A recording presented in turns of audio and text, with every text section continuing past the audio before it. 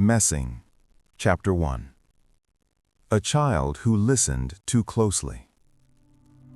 There are children who speak early, and there are children who listen. Wolf Messing belonged to the second kind. He listened not only to words, but to what surrounded them, to pauses that lingered too long, to glances that shifted before a sentence was finished, to moments when a thought almost appeared and then withdrew. From an early age, the world felt narrow to him. Rooms were small, ceilings low. Voices softened when adults believed children were not listening. Silence carried more weight than speech. Adults spoke often, yet rarely said what they meant. Their words moved in one direction. Their bodies moved in another. Messing learned to notice the difference. He watched hands before they moved. He noticed how breathing changed when fear approached, how tension settled into shoulders before anger found a voice, how smiles arrived late and left early. This attention was not curiosity, it was instinct. Some children learn rules, others learn distance. Messing learned proximity, how close danger could come without announcing itself. In crowded places, he sensed unease before it surfaced. In quiet rooms, he felt pressure gathering long before words broke it. He noticed how conversations slowed when a certain person entered, how laughter adjusted its tone. At night, when the house settled into stillness, he remained awake, not alert, listening. A chair shifting in the dark, a floorboard responding to weight, a breath held for a moment too long, then released as if it had never been there. These sounds formed patterns. He did not yet understand them. He only felt their presence, their insistence. They repeated, returned, changed slightly each time. Sleep came slowly. When it arrived, it carried vivid dreams that clung to him after waking. In these dreams, faces appeared without voices. Thoughts arrived without words. Intentions passed through him like weather. He woke with the impression that something had moved through the room, leaving no trace, no explanation, only the certainty that it had been there. No one taught him how to separate himself from this awareness. No one offered language for it. No one suggested it might be shared. Religion gave him stories. Science offered none. Family offered silence. So he learned restraint. He learned when not to speak, when not to ask, when to lower his gaze and wait for the moment to pass. As he grew, the world around him expanded. Markets grew louder, streets more crowded, voices overlapped. And yet, within these crowds, he felt less alone. Movement softened the pressure. Noise diluted intention. Attention scattered, loosened, lost its edge. He learned to remain unnoticed, to stand where focus flowed past him rather than toward him, to move slightly slower than others, or slightly faster, never exactly the same. This too would later be called a talent. At the time, it was simply survival. He noticed that people rarely look twice at what feels ordinary. Ordinary clothing, ordinary posture, ordinary silence. He practiced being ordinary. Teachers spoke. He answered just enough. Neighbors passed. He nodded without inviting conversation. Strangers brushed past him, unaware they had done so. He did not seek distinction. He sought relief. In motion, he found it. But motion also taught him something else. The world was not chaotic. It followed patterns. Crowds moved like a single body, slowing at corners, hesitating at thresholds, accelerating without command. He felt these shifts before they occurred, not consciously, physically. His steps adjusted before he decided to change direction. His hands paused before obstacles appeared. This awareness brought no comfort, only certainty. Certainty that remaining still would make it worse. At some point, the thought of leaving appeared, not as an idea, as pressure.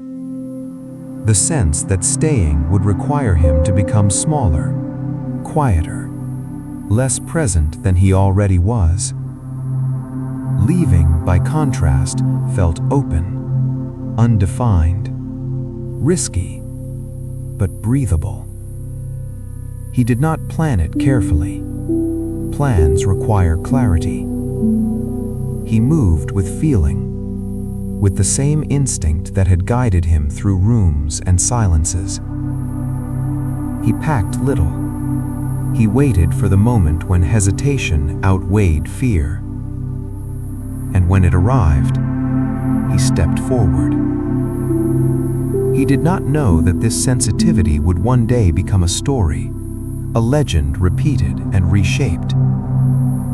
At that moment, it was only a burden a child carried quietly into a widening world that never truly slept. Messing, Chapter 2, The Art of Leaving Without Being Seen. Leaving did not arrive suddenly. It did not announce itself. It settled in quietly, like a necessity that no longer asked permission. The station was crowded. People stood close to one another, their movements constrained by bags, coats, and uncertainty. Some looked toward the tracks, others avoided looking at anything at all. Messing felt the direction of the crowd before the train appeared. A shared intention moved through the platform, subtle but unmistakable. Bodies leaned forward almost imperceptibly. Weight shifted from one foot to the other. He did not know where he was going. He only knew that staying had become impossible. Rooms demanded attention. Crowds dissolved it. In rooms, silence gathered around him. In crowds, silence broke apart and scattered. At stations, he did not study faces. Faces changed too quickly. He watched movement, the slight pause before a step, the hesitation that preceded a turn, the moment when certainty faltered. Those moments created openings. He followed them. Conductors moved through the cars with practiced efficiency. They checked documents. They asked questions without interest. Messing observed their rhythm, not their authority, but its limits. Every gesture carried a moment of rest, a breath between tasks, a glance that drifted away. He passed during those moments, not boldly, not cautiously, as if he belonged there by default. It was not deception, it was alignment. Each journey sharpened him. Hunger stripped awareness down to essentials. Cold made it precise. Fear, when constant, became measured. He learned how authority revealed itself physically, in tightened shoulders, in rigid posture, in eyes that avoided lingering contact. These details guided him more reliably than rules. At night, he rested where movement slowed, at the edges of platforms, on benches that had lost their purpose, in waiting rooms where no one waited for long. Sleep came in fragments. Dreams followed him into waking life. Crowds continued moving through him even when he stood still. Footsteps echoed long after they had passed. Voices overlapped without words. Gradually, conversations changed.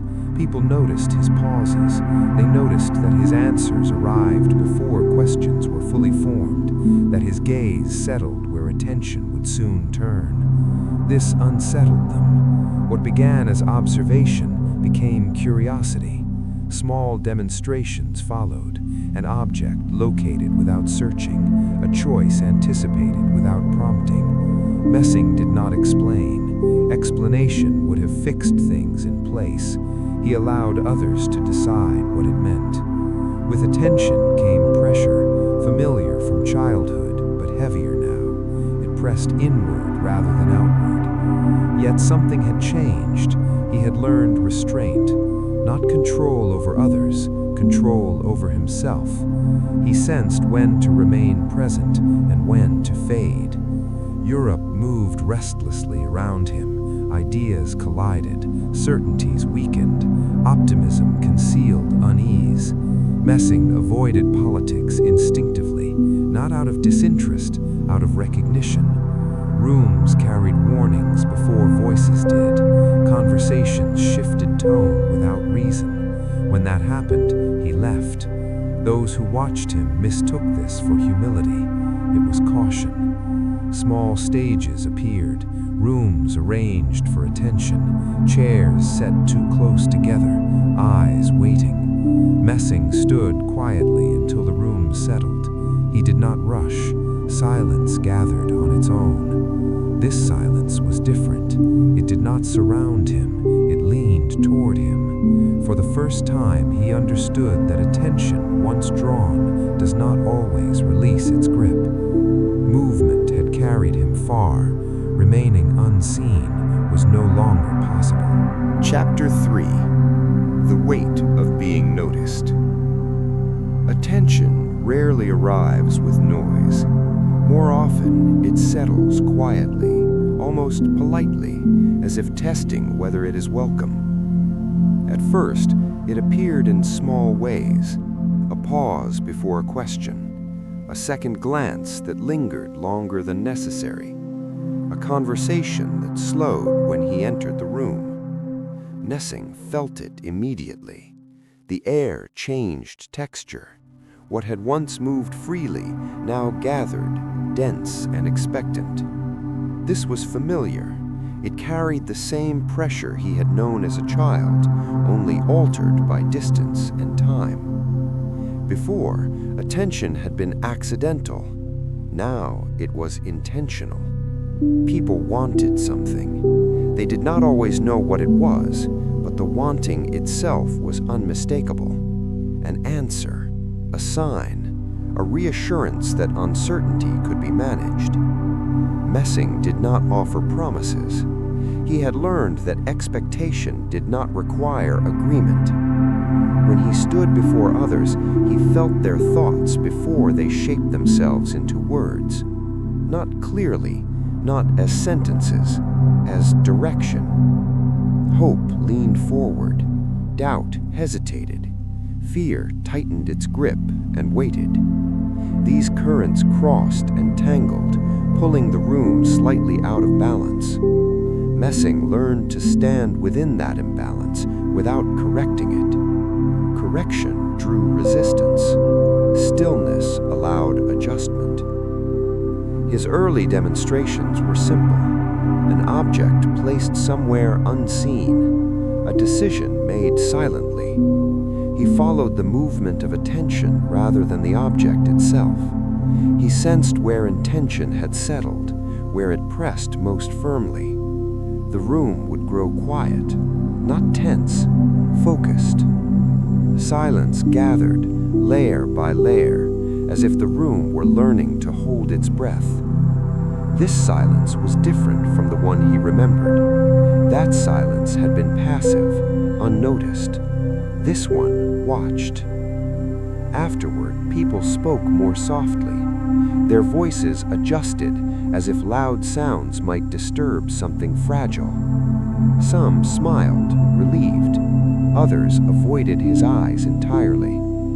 Messing noticed both reactions. He understood then that curiosity is rarely neutral. Some wanted to believe, belief simplified things. Others wanted proof. Proof created distance. A few wanted control. Those frightened him most. He felt safest with people who wanted nothing, but audiences were not made of such people. As rooms grew larger, the distance between him and the crowd increased. Stages introduced elevation. Even a few steps changed the dynamic. On stage, he stood alone, not powerful, exposed. He learned to slow everything down. Movement first, then speech, then breath. Speed invited suspicion. Stillness invited trust. He did not begin immediately. He allowed the room to settle on its own terms. Some grew uncomfortable. Chairs shifted, throats cleared, eyes searched for cues. Messing offered none. When someone attempted to dominate the room through skepticism or authority, he withdrew. The connection weakened. He had learned something essential. Control resists force. It yields to patience. This was not magic. It was human. After performances, people approached him. Some expressed gratitude without knowing why. Some asked questions they did not truly want answered.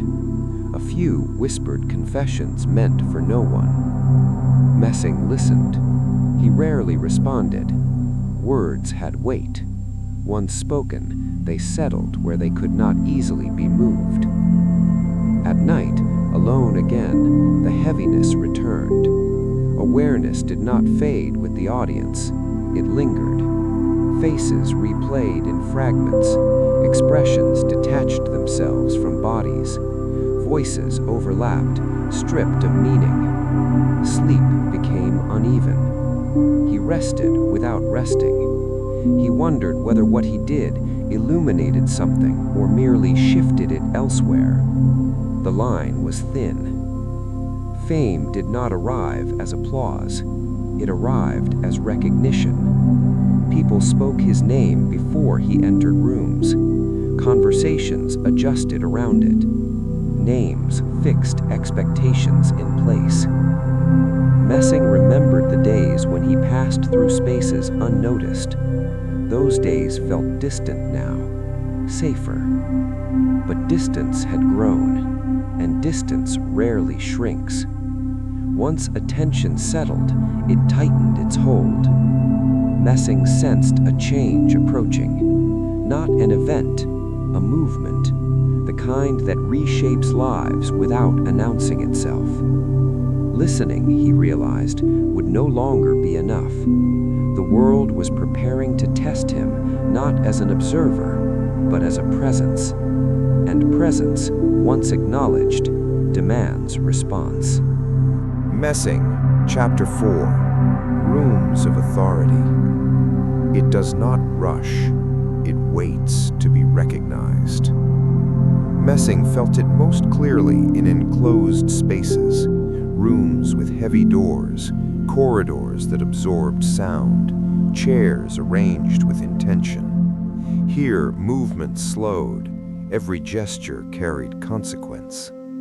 He learned to read these rooms the way others read weather, the pressure before a storm, the stillness that suggested restraint. Walls listened, not actively, persistently. When he entered such spaces, conversations adjusted, voices lowered, pauses lengthened. Authority did not require explanation. It revealed itself through structure. The placement of a desk, the angle of a chair, the distance between bodies. Messing noticed how people sat. Those closest to power leaned back. Those uncertain leaned forward. Those afraid remained still. He stood between, not aligned with any position. The air here felt heavier than in crowded halls. It pressed downward rather than outward. He slowed his breathing without effort. His movements softened. He had learned that stillness reduced friction. Questions arrived carefully, not direct, tested. They circled their intent before approaching it. Messing answered sparingly. Too much clarity hardened positions. Ambiguity allowed space. Silence worked differently in these rooms. It was not absence, it was evaluation. Moments stretched, a glance held longer than necessary, a pause inserted where none was required. Messing remained attentive. He did not challenge the room, he allowed it to complete its own patterns. Authority disliked being confronted, it preferred recognition. He offered neither submission nor resistance, only presence. This unsettled those who relied on predictable reactions. Some leaned forward, seeking control through proximity. Others leaned back, testing distance. Messing adjusted subtly, a step to the side, a shift of weight. Small changes altered the room's balance. He learned that authority expected compliance or defiance. Neutrality confused it. In such confusion, openings appeared. Not dramatic, brief, moments when expectation loosened its grip. These moments did not last long. Authority corrected itself quickly, but they were enough. He felt the room recalibrate, questions sharpened, attention narrowed, the weight increased. Here, curiosity turned cautious, interest mixed with suspicion. Messing recognized this threshold. Beyond it, interaction became confrontation. He chose restraint. Answers shortened, movements minimized. The room slowly relaxed. Authority preferred clarity. When clarity did not arrive, it disengaged. Meetings ended without conclusion. Conversations dissolved without resolution. Messing left as quietly as he had entered. In corridors, the pressure eased, sound returned, movement resumed, yet traces remained. He carried the weight with him for hours afterward, in his posture, in his thoughts, even outside, the memory of those rooms lingered. He understood then that authority did not end at doors, it extended through habits, through anticipation. People adjusted themselves long before entering such spaces. They rehearsed obedience, they prepared resistance. Messing did neither. He waited. This waiting became a form of protection. Those who waited could observe. Those who observed could choose. He did not mistake this for safety. Authority noticed what resisted categorization, not immediately, eventually. He sensed that his presence in such rooms would not remain incidental. Patterns repeated too often, questions returned with variations, faces appeared again in different contexts. Recognition deepened. The rooms grew quieter when he entered. Authority, once aware, does not forget. It catalogs. He felt himself being placed somewhere undefined, not inside, not outside, between. This position offered freedom and risk. He remembered the ease of crowds, the anonymity of motion. Rooms of authority demanded stillness. They tested endurance rather than speed. Messing adjusted. He learned to inhabit the pause, to remain present without engaging, to let expectation exhaust itself. In time, authority lost interest. Not entirely, enough. The rooms released him temporarily, but he knew they would return. They always did. Messing. Chapter 5. The Silent Experiment. Experiments rarely begin with intention.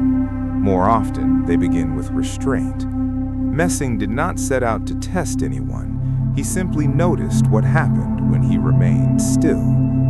In rooms that expected demonstration, he delayed it. Seconds stretched. Eyes adjusted.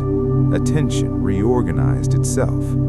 People filled the gap on their own. Someone shifted in a chair. Another cleared a throat. A third leaned forward, as if proximity might summon action. Messing observed the pattern repeat.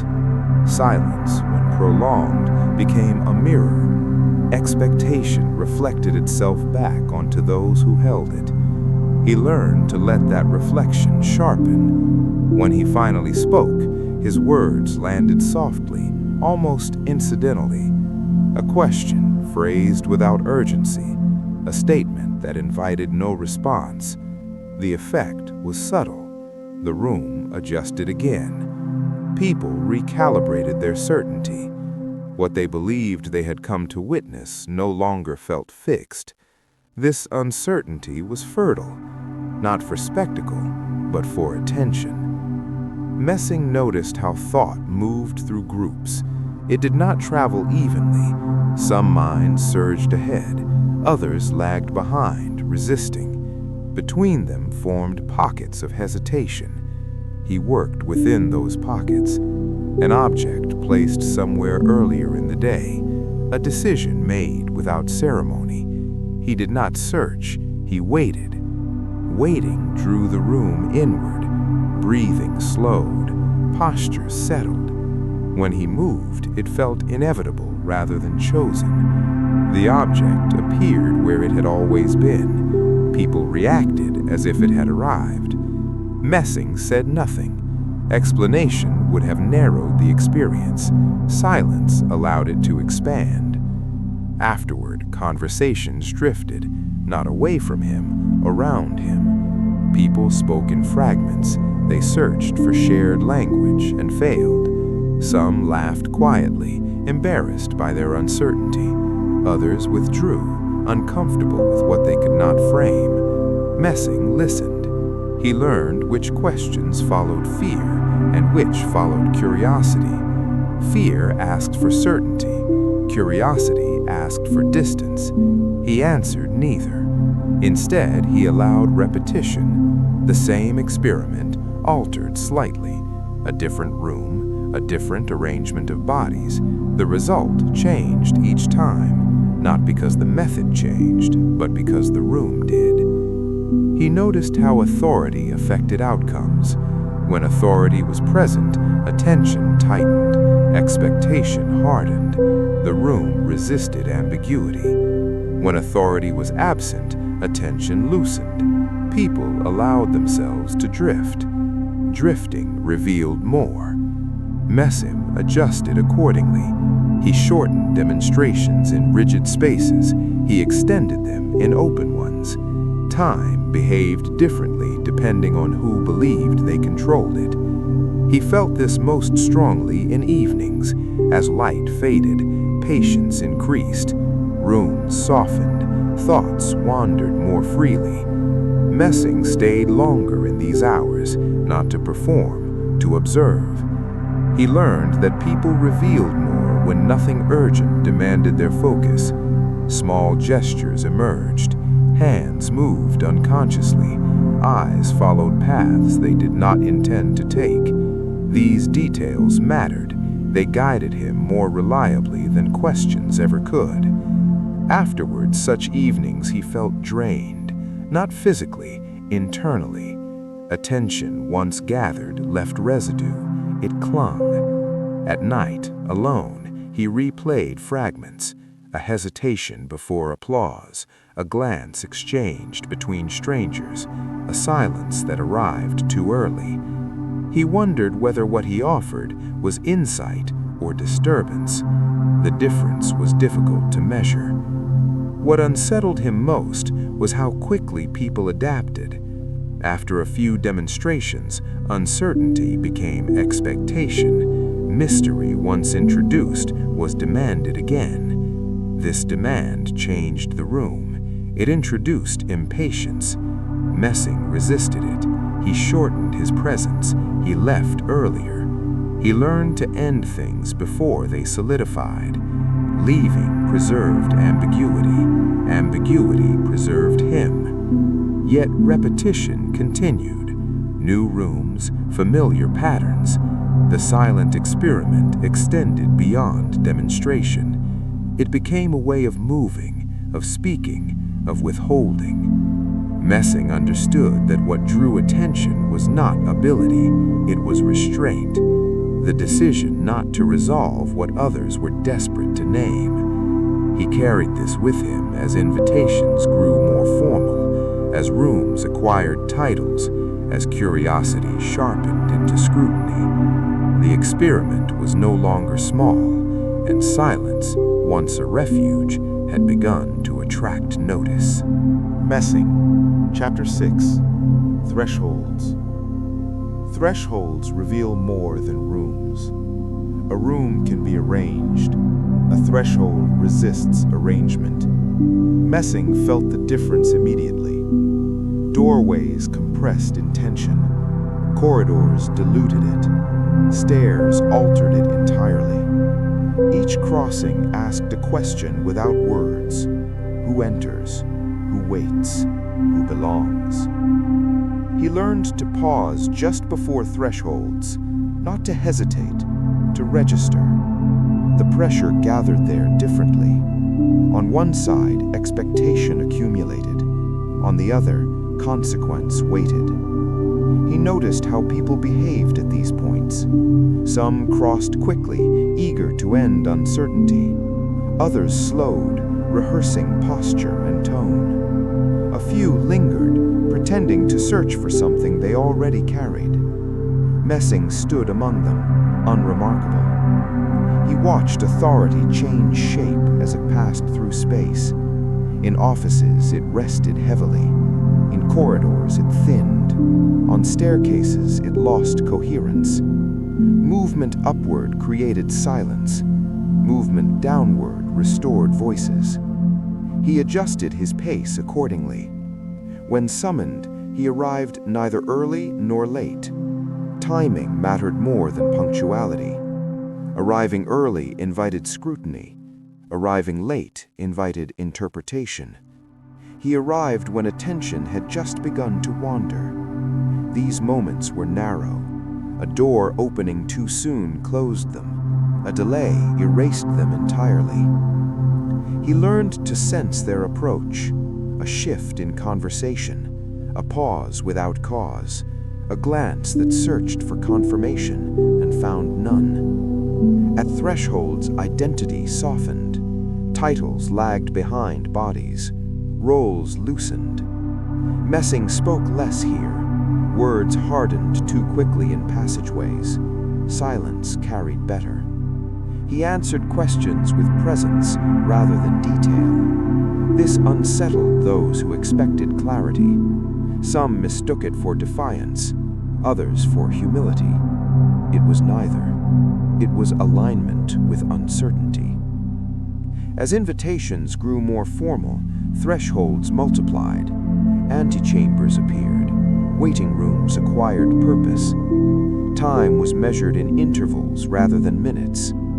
Messing waited often. He noticed how waiting changed people. At first, impatience dominated, then irritation, then resignation. After that, something else emerged, a loosening. Thoughts drifted, postures relaxed. People forgot to perform. These were useful moments, not for action, for observation. Messing did not interrupt them. He allowed waiting to complete its work. When doors finally opened, those who had waited longest crossed differently, less rigid, more exposed. Authority noticed this too. It shortened waiting times. Efficiency restored control. Messing adjusted again. He found stillness within movement, a way to remain unclaimed by the rhythm of summoning and dismissal. He noticed that thresholds remembered. People who crossed them often carried residue. Their voices changed slightly. Their movements grew cautious. Even outside, the memory of passage lingered. Messing felt it in himself. He carried rooms with him. He recognized familiar thresholds before seeing them. The air thickened, sound flattened. These signals arrived early. They allowed preparation. Preparation was not defense. It was calibration. He did not resist what followed. He adjusted his distance from it. When authority leaned forward, he remained level. When it withdrew, he did not pursue. This neutrality frustrated attempts at classification. Files require definition. Thresholds erase it. Messing sensed that he was being placed between categories, not subject, not collaborator, not adversary, between. This position offered mobility. It also drew attention. Thresholds are watched. Who crosses them repeatedly becomes noticeable. Patterns emerge. Messing felt those patterns forming. Questions repeated with slight variation. Encounters arranged without explanation. The same faces appeared in different contexts. Recognition deepened. He did not accelerate. Acceleration betrayed anxiety.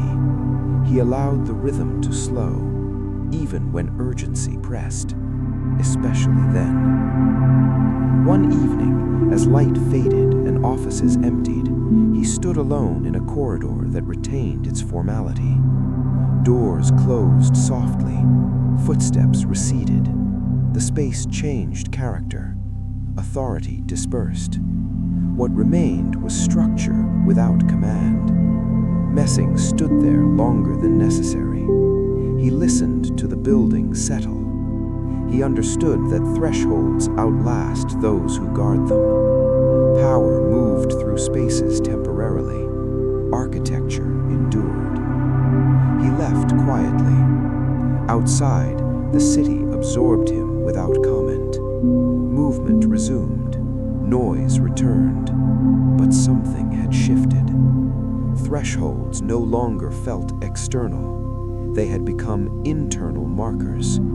He sensed them before decisions, before speech, before departure. This awareness altered his trajectory. He crossed less often, waited more, not out of fear, out of recognition. Every threshold carried cost, not immediately, eventually. Messing continued forward, attentive to these costs. The path ahead narrowed, not visibly, gradually, and he understood that the next thresholds would not be architectural, they would be personal. Messing, Chapter 7. Pressure without shape. Pressure does not always announce itself. Sometimes it arrives without form, without direction, without a visible source. Messing felt it first as imbalance. Rooms no longer reacted predictably. Silence arrived too early or too late. Attention hesitated. It did not gather naturally anymore. It waited for instruction. This was new. Before, curiosity had moved freely. Now it arrived accompanied by caution. People listened differently, not openly, selectively. Their expressions remained composed, but their bodies tightened. Messing noticed how chairs were placed farther apart, how doors remained slightly open, how windows were uncovered even in cold weather. These were not decisions, they were habits forming under pressure. Conversations lost their looseness. Questions became indirect. Statements arrived carefully measured. He answered as before, sparingly, without emphasis. Yet the room no longer adjusted in response. Something resisted. Pressure without shape does not respond to stillness. It accumulates. Messing sensed it gathering beyond the immediate space, not in individuals, but in systems. Patterns repeated with unusual precision. Meetings followed similar structures. Questions returned in altered phrasing. Silences were inserted deliberately. This was not curiosity, it was calibration. He recognized the shift instinctively. The atmosphere no longer explored him, it evaluated. Evaluation carried a different weight. It did not seek understanding, it sought limits. Messing shortened his presence further. He left before momentum could build. He declined invitations without explanation. Declining attracted attention. Acceptance would have diluted it. The pressure followed anyway. It appeared in transit, a seat unavailable, a delay unexplained, a conversation that paused when he approached. None of it was overt. Overt pressure invites resistance. This pressure preferred ambiguity. Messing adjusted his movement. He varied routes, changed routines, arrived through side entrances. Crowds still offered cover, but even there something had shifted. Attention moved faster. It scanned. He felt it pass over him, then return. Recognition without engagement. This unsettled him more than confrontation would have. At night, the residue deepened. Sleep fractured. Dreams repeated locations rather than events. Corridors without end. Rooms without furniture. Doors without handles. He woke without urgency, but with persistence. The pressure did not demand action. It demanded awareness. He understood then that remaining between categories had consequences. Indefinition attracts scrutiny. Systems require placement. What cannot be placed is examined until it yields shape. Messing considered withdrawal, not disappearance, reduction. Fewer appearances, less visibility. He practiced absence, not abrupt, gradual. The pressure responded. It slowed, not diminished, slowed, as if recalculating. This confirmed what he already suspected. The pressure was not reactive, it was procedural. It adjusted to conditions. He remained patient. Patience was not passive, it required endurance. He allowed days to pass without engagement, evenings to end without conclusion. He observed how attention decayed when unfed, not vanished, decayed. Yet traces remained.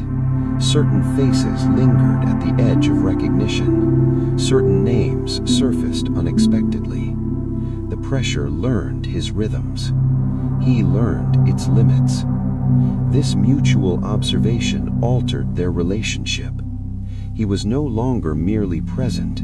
He had become a variable. Variables invite containment. Messing felt the narrowing path, not as restriction, but as inevitability. The space between options grew thinner. Soon, movement would require commitment. He sensed that neutrality was approaching its end. Pressure without shape eventually seeks form, and when it finds it, it acts. Messing. Chapter 8. Containment. Containment did not arrive as confinement. It arrived as order. Schedules aligned. Encounters acquired regularity. The unexpected became rare. Messing felt the change immediately. Pressure, once diffuse, had found edges. These edges were smooth. They did not bruise. They guided. Invitations arrived with precision. Times were fixed. Locations selected for efficiency. Rooms grew similar. Neutral colors, controlled light. Furniture arranged to discourage lingering. The atmosphere no longer shifted in response to him. It awaited compliance. Messing adjusted, not to please, but to observe. Containment relies on predictability. It narrows options until choice feels unnecessary. He noticed how silence behaved here. It no longer gathered naturally. It was installed. Pauses appeared at designated moments. Questions followed approved paths. Even curiosity had a structure. Messing answered within it. He did not test boundaries. Testing accelerates containment. Instead, he reduced friction, minimal responses, even posture, measured duration. The system responded favorably. Efficiency increased. This was expected. Containment rewards alignment. Days developed a rhythm. Arrival, presence, departure. Each phase cleanly separated. Messing tracked what was missing: irregularity, ambiguity, unfinished moments. Containment resolves things prematurely. It closes loops before they can widen. He felt the loss as absence rather than pressure. At night, outside these structures, the city felt unfamiliar. Movement resumed, but its texture had changed. He carried the geometry with him. Streets felt narrower, crowds more linear. Even freedom had adopted form. Sleep offered little refuge. Dreams simplified. Repetition replaced variation. The same rooms returned, the same corridors. They no longer confused him. They instructed. He woke without alarm, but with recognition. Containment had extended inward. He understood then that resistance would be interpreted as deviation. Deviation invites correction. Correction leaves traces. Messing chose a different approach.